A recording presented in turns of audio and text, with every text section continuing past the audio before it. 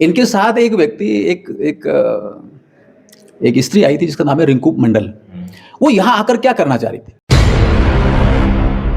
और राजकुमार राउत क्यों आदिवासी हिंदू नहीं है ऐसा मार्केटिंग करते हैं, क्यों चर्च की राजनीति करते हैं, ये प्रश्न भी है। यहाँ आकर पूरा विषय तो उनको पता नहीं, पूरा विषय उनको समझना चाहिए था। 1 मिनट के लिए आए और यहाँ पर मीडिया में बाइट देके और ये समझते हैं कि हाँ मैंने एक स्टंट कर दिया है। ये इनकी एक रणनीति है मुझे लगता है। वो एक ऐसा व्यक्ति है जो कांग्रेस के जो दिया हुआ पैसा है उसकी उस पर गाड़ी चल रही है, उस पर तेल भरा हुआ, उसमें काली गाड़ी में घूमता है, उसके काले कारनामे हैं। काली गाड़ी में घूमता है और घूमते घूमते रतलाम के पास में गड्ढे में गिर जाता है, ये उसके काले कारनामे। हम इस पूरे विषय को समझ रहे हैं। ऐसा नहीं है बीच में से वो एक बड़ा एक खराब शब्द तो बोलता है आपका आदि पे दाल लेने का जो है ना वो आदत उनको बहुत खराब है। उनको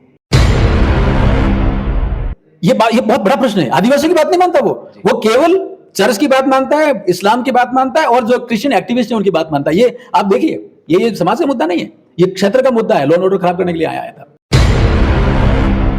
सबसे पहले अपना घर संभालें। बहुत बुरी खबर मैं आपको दे सकता हूं लेकिन अभी ज्यादा हो जाएगा। क्यों करता है? किसका एजेंडा है ये? पाकिस्तान का एजेंडा है, बांग्लादेश का एजेंडा है। ये बांग्लादेश बना दूंगा दक्षिण भारत को, ऐसा भी ये बोलने वाला, ये कौन होता कौन है? उदयपुर विकास प्राधिकरण द्वारा बलीचर क्षेत्र में एक कार्रवाई की गई थी जहां पर कई हर मकानों को ढाया गया। उस बारे में बातचीत करने के लिए हमारे साथ हैं उदयपुर सांसद श्री मन्नालाल जी रावत साहब। सब कार्रवाई हुई, क्या कुछ कहना चाहिए?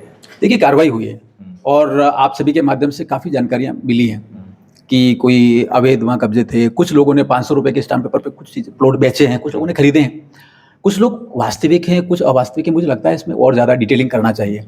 बहुत जल्दी हम लोग यूडीए के साथ बैठ रहे हैं, एक एक विषय उस पर थोड़ा विस्तृत करेंगे। केवल किसी पे बयानबाजी करना, कुछ लोग आए हैं जिन्होंने धरना प्रदर्शन किया है, कुछ लोग आए हैं जो भारतीय जनता पार्टी के कुछ नेताओं को टारगेट कर रहे हैं। मुझे लगता है मैटर इतना नहीं है, मैटर इससे भी बड़ा है। मैटर बड़ा ये है कि गरीबों का ध्यान रखना चाहिए, गरीबों के वास्तविक, क्योंकि यूडीए आज आया, यूडीए आने से पहले कुछ लोगों के वहां पर बसावट थी, तो उन लोगों का हित तो नहीं कहीं गया है। ये सारे प्रश्न मुझे लगता है इसमें और डिटेलिंग करनी चाहिए। इस मामले पर डूंगरपुर बांसवाड़ा सांसद राजकुमार जी राउत भी वहां पहुंचे, लोगों से मिले, उसके बाद जिला कलेक्टर को ज्ञापन भी सौंपा। उन्होंने जब जानना चाहा तो उन्होंने कहा कि सांसद मन्नालाल जी रावत धर्म की चटनी चाटने में व्यस्त है, उनको उनके संसदीय क्षेत्र में आता है, लेकिन मुझे आकर लोगों की पीड़ा सुननी पड़ रही है, वो सिर्फ राजनीति कर रहे हैं। देखिए, लोकसभा क्षेत्र डूंगरपुर बांसवाड़ा के सांसद यहाँ आते हैं, आना चाहिए उनको। और मैं एक बड़ी सूचना बता दूं आपको कि अभी ये बिहार के चुनाव में व्यस्त थे, इनको डूंगरपुर बांसवाड़ा उदयपुर से लेना देना नहीं है। इनके साथ एक व्यक्ति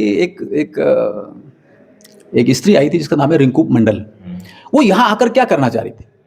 और जब वो झारखंड जाते हैं, छत्तीसगढ़ जाते हैं, उनके साथ में एक बबीता कश्यप रहती है। वो क्यों रहती है और बबीता कश्यप को क्रिश्चियन एक्टिविस्ट क्यों कहा गया है? गुजरात में जब बबीता कश्यप को 1 साल की जेल हुई थी तो राजद्रोह का मुकदमा क्यों हुआ था? और राजकुमार राउत क्यों आदिवासी हिंदू नहीं है ऐसा मार्केटिंग करते हैं, क्यों चर्च की राजनीति करते हैं, ये प्रश्न भी है।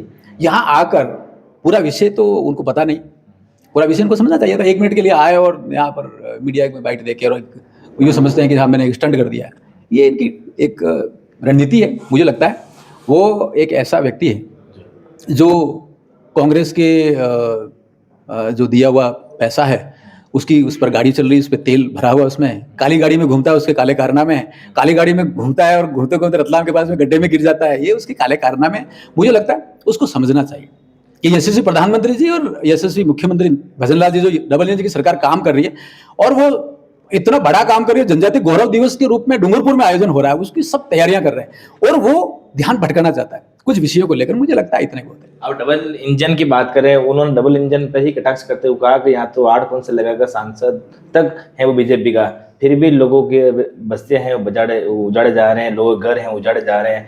इस पर क्या कुछ? पूर्ण जी, मैं यही कह रहा हूँ, रिंकू मंडल को बिहार से लेके क्यों आया था यहाँ आंदोलन करने के लिए? नहीं, उसके अलावा नहीं, रिंकू मंडल को क्यों लेके आया था? फिर अपनी वो पर्चियां बांट के क्यों गया वो कि साहब ये मेरा मोबाइल नंबर है? वो क्या करना चाहता है? वो लॉ एंड ऑर्डर खराब करना चाहता है। नहीं, उसके अलावा बहुत सारे लोग हैं ना। आप देखिए, भारतीय जनता पार्टी वो पार्टी है जो गरीबों के साथ खड़ी है।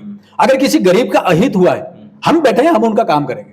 हम इस पूरे विषय को समझ रहे हैं। ऐसा नहीं है बीच में से वो एक बड़ा एक खराब शब्द बोलता है आपका आदि पे दाल लेने का जो है ना वो आदत उनको बहुत खराब है। उनको आपके संसदीय क्षेत्र में आप क्यों नहीं गए सर? देखिए, मेरे पास सारे लोग आए, हमारे विधायक वहां गए, हमने यूडीए के आयुक्त के साथ पूरी बात की है। मजेदार बात आपको बता दो, जो कहा जा रहा है कि इतने प्लॉट थे, अभी तक तो जो सौदे हुए थे वो स्टाम्प पेपर किसी के आए भी नहीं है। मैंने ये कहा है कि सबसे पहले डेटा इकट्ठे करो, ये डेटा में ये पता चलेगा कौन कहाँ कैसा, अभी तक तो हुआ ही नहीं है। तो वो सारे विषय जाके आप वहां खड़े रहे, कुछ चीज करें, आपके पास डेटा होना चाहिए।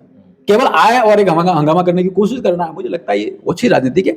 ऐसा राजकुमार रूद करता है, वो उनका अपना कारोबार है, लेकिन उसको ये समझना चाहिए वो रिंकू मंडल को बिहार से यहाँ क्यों लेके आया था। ये प्रश्न आप सभी उनसे भी पूछिएगा कि रिंकू मंडल को यहाँ क्यों लाया था, बबीता कश्यप के ही आइडिया पर क्यों चलता है, और जितेंद्र मीणा जो शेड्यूल एरिया के बाहर का है उसके आइडिया पर क्यों चलता है, ये भी आपको समझना चाहिए। इनके साथ में मुस्लिम जो लोग चलते हैं उन्हीं की बात को क्यों मानता है, चर्च के लोगों की क्यों बात करता है, आदिवासियों की बात क्यों नहीं मानता है। ये बहुत बड़ा प्रश्न है। आदिवासियों की बात नहीं मानता, वो केवल चर्च की बात मानता है, इस्लाम की बात मानता है, और जो क्रिश्चियन एक्टिविस्ट है उनकी बात मानता है। ये आप देखिए, ये समाज का मुद्दा नहीं है, ये क्षेत्र का मुद्दा है, लॉ एंड ऑर्डर खराब करने के लिए आया था। उनका एक बयान मुख्य रूप से कटाक्ष किया कि सांसद मनोहर लाल जी रावत धर्म की चटनी चाटने में व्यस्त हैं, वो धर्म के सिवा लोगों के हित के बारे में, क्षेत्र के विकास के बारे में, शेड्यूल एरिया के विकास के बारे में बात करेंगे नहीं। आप कभी पूछोगे सिर्फ ईसाईयत, धर्म, हिंदू मुस्लिम की बात करते हैं। पूर्ण जी ये ईसाइयों द्वारा लॉन्च किया हुआ है। राजकुमार रोध ईसाइयों का पार्टनर है, ईसाइयों का एजेंट है ना, उसका काला चेहरा है। बहुत जल्दी जो बोलते हैं ट्रेडिशनल तरीके से गधे पे बिठा के उसको निकालने जैसी हालत होने वाली है। ये मैं इसलिए कह रहा हूं कि आदिवासियों के जो सबसे बड़े प्रतीक है मानगढ़ धाम, वहां जाके इन्होंने, इनके नेताओं ने बयान क्या दिया कि साहब जो है आदिवासियों की जितनी बेटियां हैं और जो शादीशुदा महिला है उनको मंगलसूत्र नहीं बनना चाहिए, उनको बिंदी नहीं लगाना चाहिए, ये सिंदूर नहीं बनना चाहिए। ऐसा कहने की आवश्यकता क्या पड़ी। सबसे पहले अपना घर संभालें। बहुत बुरी खबर मैं आपको दे सकता हूं, लेकिन अभी ज्यादा हो जाएगा कि इसके घर में क्या हालत है। नहीं, बहुत बुरी हालत, बहुत खराब हालत है कि इसके परिवार में क्या हो रहा है। ये क्यों कहता है कि आदिवासी बेटियों की शादी मुस्लिम के साथ होनी चाहिए, क्यों करता है, किसका एजेंट है ये पाकिस्तान का एजेंट है, बांग्लादेश का एजेंट है, ये बांग्लादेश बना दूंगा दक्षिण भारत को, ऐसा भी ये बोलने वाला, ये कौन होता कौन है। सबसे पहले अब ये बड़े बड़े प्रश्न है, ये एक बार उनसे पूछिए। केवल वो कुछ कह के जाता था उस पर नहीं है। ये चर्च की राजनीति क्यों है, डीलिस्टिंग मूवमेंट का ये विरोध करता है। बिलों को राजस्थान में जो एसटी का आरक्षण, उसमें से बिलों को अलग आरक्षण का मिलने का सुप्रीम कोर्ट ने आदेश दिया, उसका विरोध कर दिया इसने। तो ये सारे जो चीजें हैं, सारा षड्यंत्र है आदिवासियों के विरोध में। आदिवासियों के विरोध में जो षड्यंत्र का सबसे बड़ा चेहरा है वो राजकुमार होता है। जी, ये थे हमारे साथ सांसद मनोहर लाल रावत, जिन्होंने साफ तौर पे कटाक्ष करते हुए नजर आए।